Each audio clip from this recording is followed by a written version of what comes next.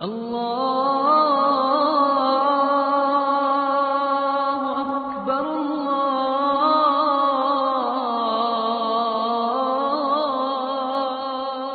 اکبر۔ مسلکی یا باہمی الجھاؤ، نظریاتی اختلافات اور دیگر آپ کا کسی سے ذاتی تناؤ اگر قائم ہوتا ہے تو کبھی بھی اخلاقیات کو اپنے ہاتھ سے نہ چھوڑنا۔ یہ آج صاحب عرس کی وساطت سے میں آپ کے نام نصیحت کر رہا ہوں، چونکہ میں اپنی آنکھوں سے دیکھ رہا ہوں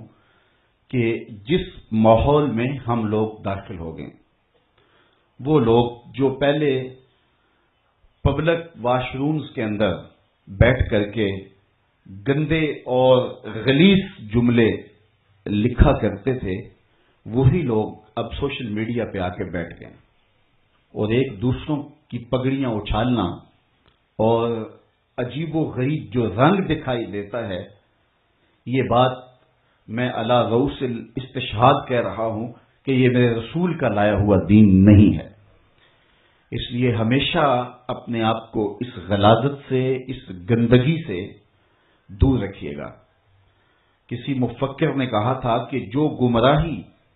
عقیدت اور دین کے راستے سے آتی ہے وہ بہت گہرے قدم جما لیتی ہے اور دیر پا ہوتی ہے۔ اس لیے کسی بھی بنیاد پر آپ اخلاقیات سے نیچے نہ گریں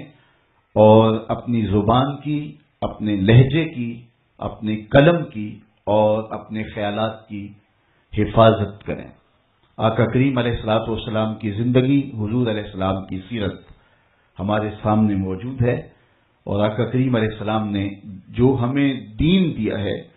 اور جس طرح سے رویوں کے اندر حسن اور جمال پیدا کرنے کی تلقین کی ہے، اور آقا کریم علیہ الصلوۃ والسلام کا اپنا عمل، حضور کے اصحاب کا عمل اور امت کے مشاہیر کا آج تک جو عمل ہے وہ ہمارے لیے خضر راہ ہے۔ تو اس لیے ہمیں اخلاقیات کے دامن کو کبھی بھی چھوڑنا نہیں چاہیے، اور کسی بھی صورتحال کے اندر ہمیں ایسی گراوٹ کا شکار نہیں ہونا چاہیے، اور ہمیں اپنے بزرگوں کی تعلیمات کو ہمیشہ خضر راہ بنانا چاہیے۔ دور موجود یقیناً فتنوں کا دور ہے، اور اس دور کی نشاندہی کرتے ہوئے یہ فرمایا گیا ہے کہ آسمان سے فتنے یوں برسیں گے جس طرح بارش برستی ہے، اور آج ہر طلوع ہونے والا دن ایک نئی فتنہ سامانیہ لے کر کے طلوع ہوتا ہے۔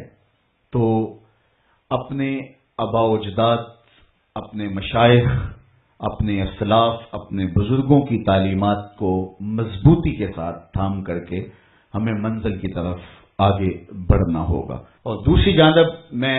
جو آپ کی توجہ اس بات پہ دلائی، کم از کم جو میرے ساتھ روحانی انتصاب رکھتے ہیں یا ہمارے ساتھ تلمس کا جن کا ربط و رشتہ ہے،